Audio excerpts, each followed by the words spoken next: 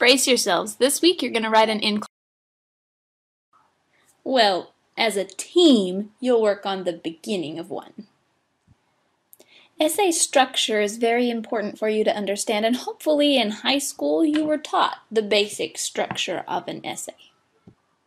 The reason structure is so important is because it reveals and reinforces relationships between ideas. We're going to come back to this several times, so try to put this in your head. It reveals and reinforces relationships between ideas.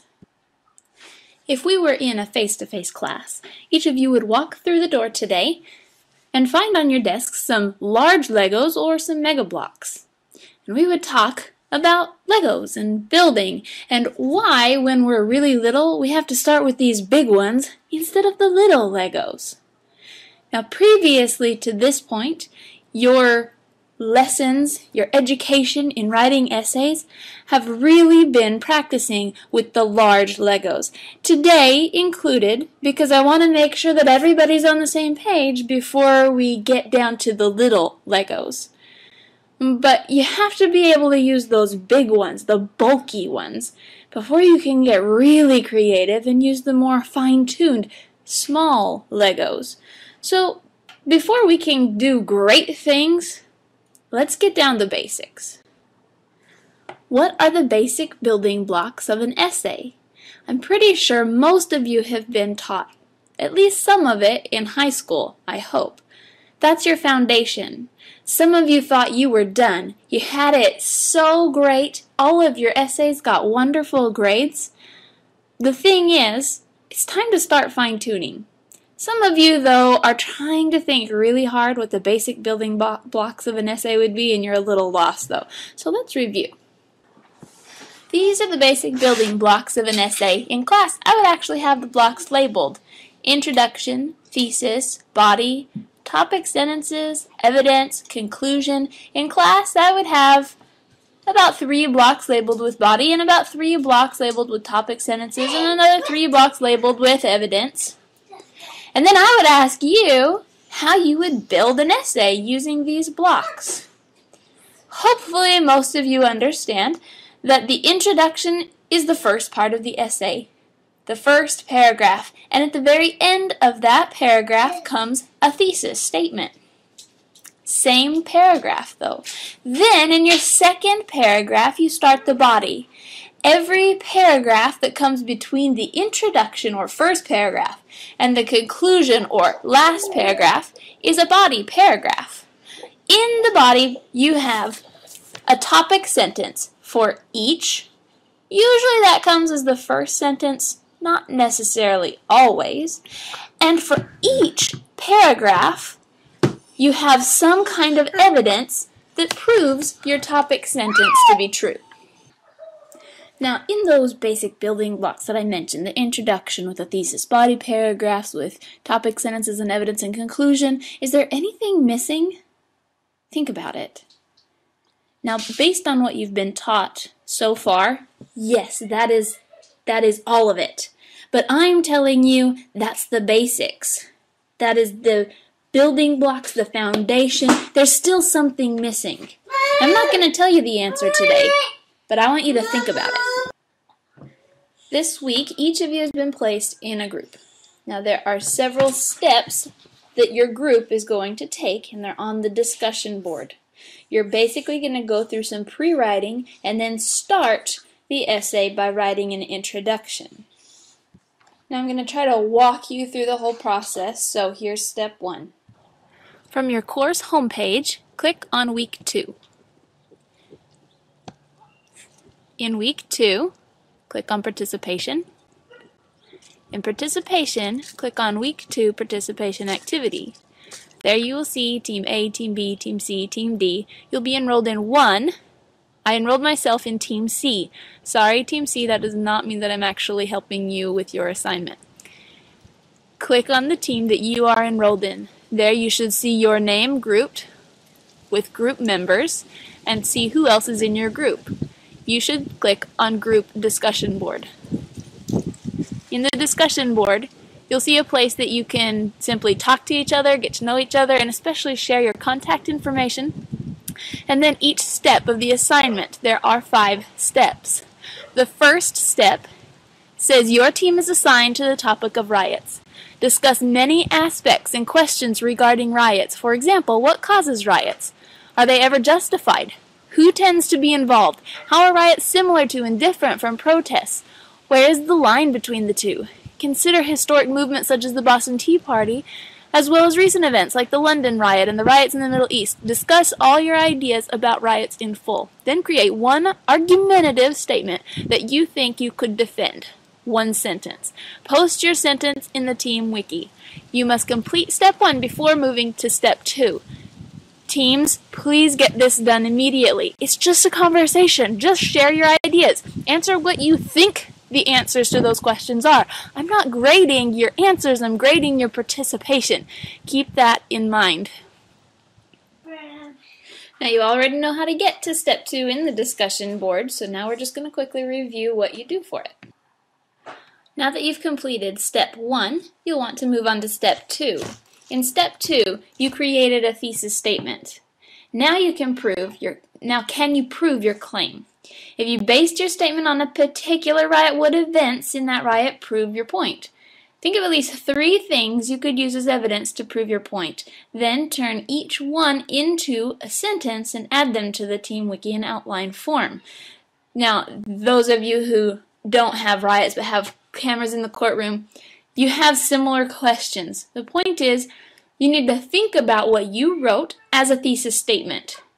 Now, is what you wrote something you can prove? And if so, how?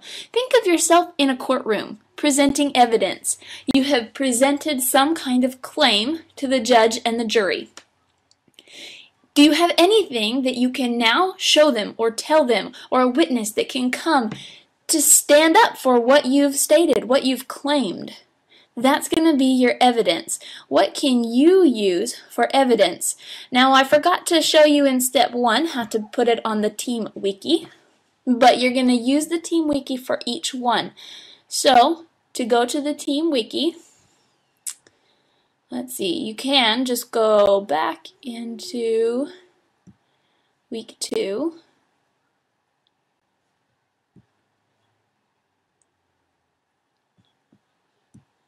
Back into the assignment, get back to your team, and instead of going to the discussion board, go to the group wiki. Here, you will post your thesis statement. Under that, you will post your outline.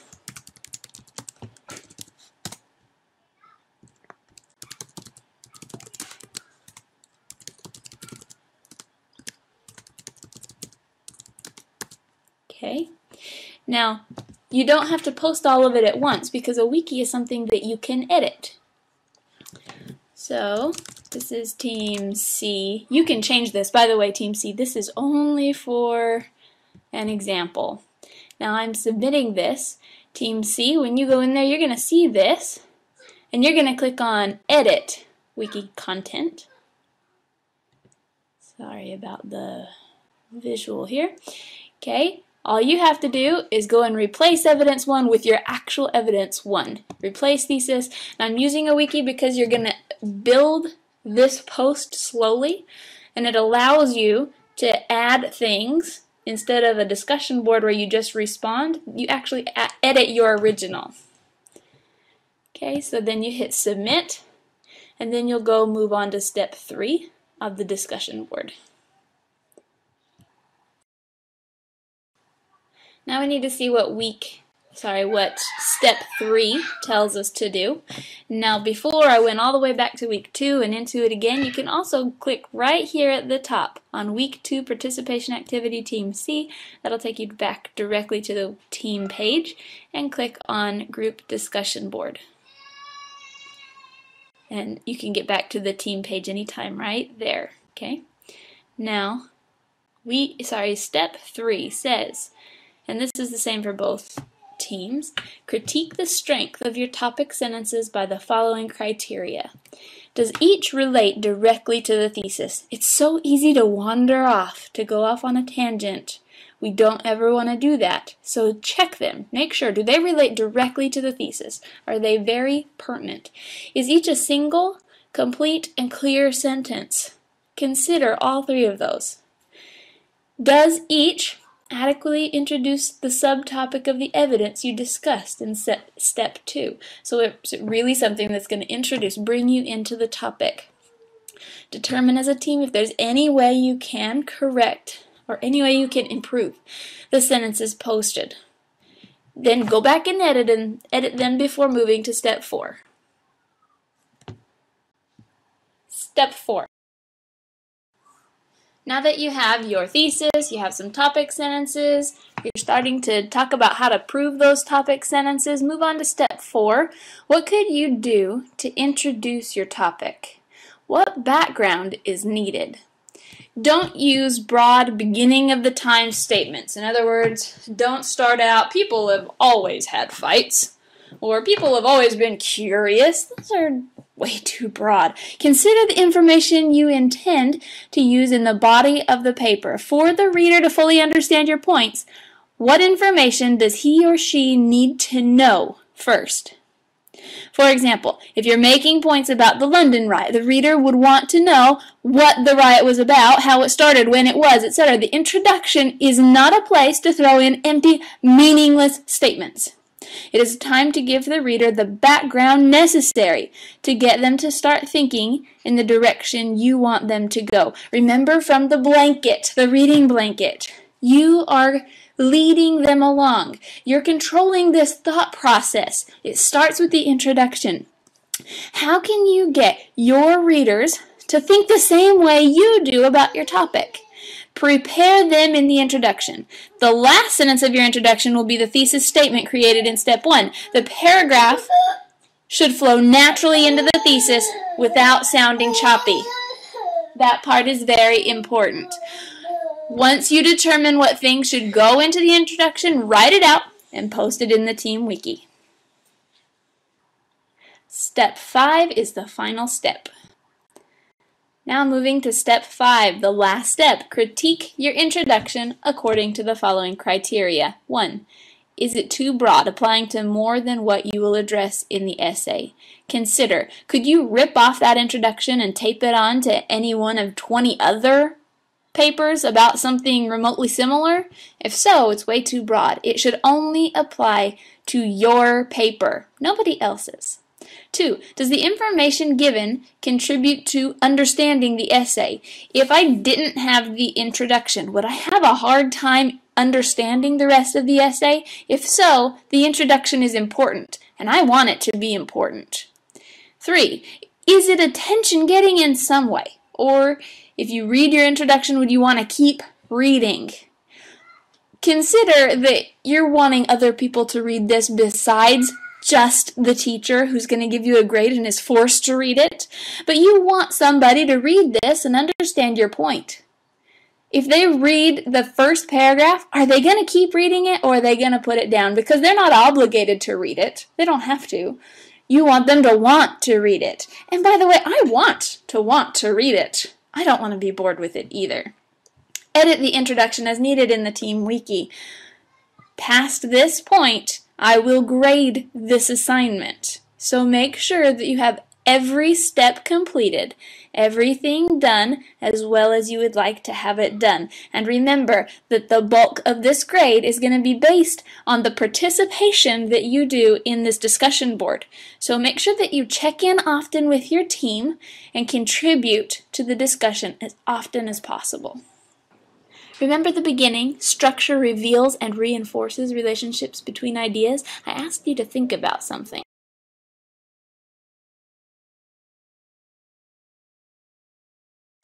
We have all these big Legos in place now. What could those little Legos possibly be?